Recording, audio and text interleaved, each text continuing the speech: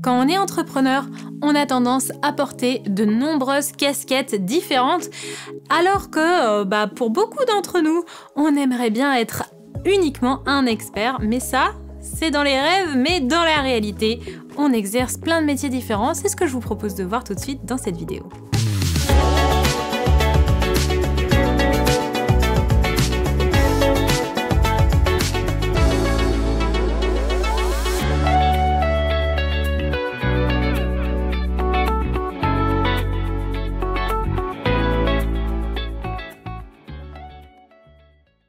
Hello, j'espère que vous allez bien. Avant de démarrer, si le contenu vous plaît, pensez à vous abonner, à mettre un petit pouce en l'air et à cliquer sur la petite cloche pour rester informé des nouvelles vidéos qui sortent. Alors aujourd'hui, j'avais envie de vous parler des différentes casquettes de l'entrepreneur parce que, effectivement, je vois énormément d'entrepreneurs qui se lancent pensant qu'ils vont pouvoir être uniquement experts dans leur domaine.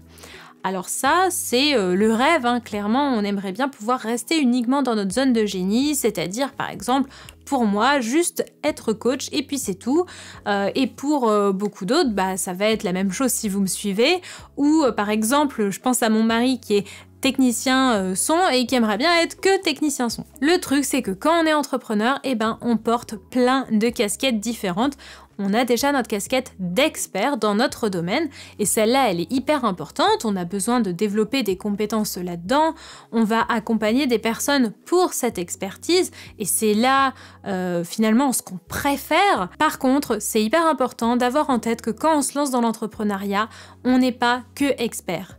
Vous allez aussi avoir une casquette de directeur de communication et marketing pour déjà développer vos réseaux sociaux, faire votre site internet, écrire des textes, donc vous allez aussi être rédacteur, peut-être même que vous serez photographe, vidéaste, toutes les stories que vous faites, les posts que vous pouvez faire sur les réseaux sociaux, ou si par exemple demain vous voulez lancer votre chaîne YouTube, au départ c'est peut-être vous qui allez tourner avec votre caméra ou votre téléphone, qui allez écrire un script si vous écrivez un script, qui va ensuite mettre les hashtags, ou etc., etc. Vous allez peut-être aussi avoir le poste de graphiste pour, par exemple, peut-être faire votre propre charte graphique ou votre logo, choisir vos couleurs, votre typographie, etc.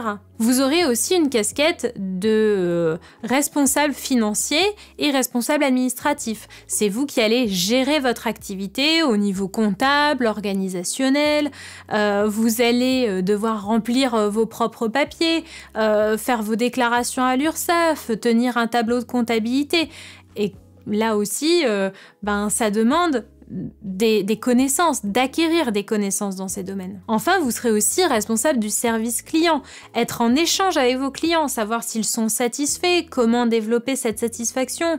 Vous serez aussi en charge de la facturation, de la réception des paiements, etc., etc. Donc gardez bien en tête que quand on est entrepreneur, on n'est pas juste expert dans notre domaine, on a aussi besoin d'acquérir des compétences, des connaissances et de l'expérience dans tous les domaines de l'entrepreneuriat. C'est pour ça que c'est important d'apprendre, certes, de faire, pourquoi pas, des formations dans votre domaine d'expertise, et je vois beaucoup qui se forment au coaching, à l'accompagnement, ou à la PNL, à l'hypnose, à la sophrologie, à la naturopathie, etc. C'est super intéressant et franchement, je vous encourage à 2000%. Mais même si c'est pas votre domaine de prédilection et que au départ, si vous êtes reconverti, c'est pour être expert dans votre domaine parce que vous adorez le domaine du développement personnel ou spirituel ou autre, ne délaissez pas non plus vos autres casquettes parce que en tant que chef d'entreprise, vous êtes chef d'entreprise, en tant que chef d'entreprise, vous avez aussi besoin d'acquérir des connaissances dans l'administratif, les finances, la comptabilité, le marketing, la communication, le service client, tous ces autres domaines qui peut-être au départ ne sont pas vos dadas favoris et vous n'avez pas spécialement envie d'acquérir des connaissances là-dedans. Mais croyez bien que plus vous allez développer vos connaissances à ce niveau-là, sans avoir pour autant besoin de devenir un expert, mais plus vous allez développer ces connaissances-là, plus votre entreprise va pouvoir se développer et plus vous allez pouvoir allouer uniquement du temps à votre domaine d'expertise ou votre zone de génie, là où vraiment vous pouvez vous éclater, et pouvoir déléguer finalement ce qui vous plaît pas.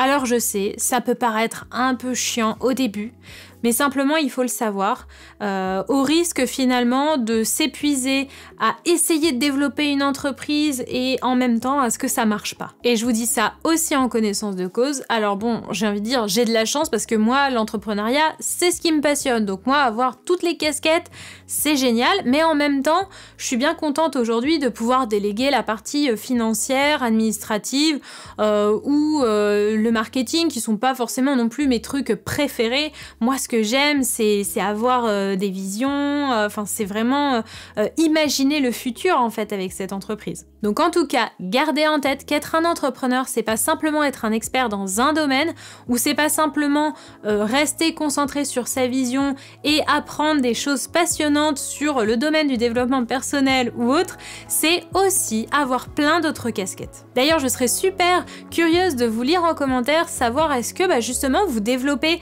toutes ces différentes casquettes d'entrepreneur, ou est-ce qu'au contraire vous sentez que vous êtes plus focalisé sur un domaine et puis en fait finalement vous avez délaissé le reste?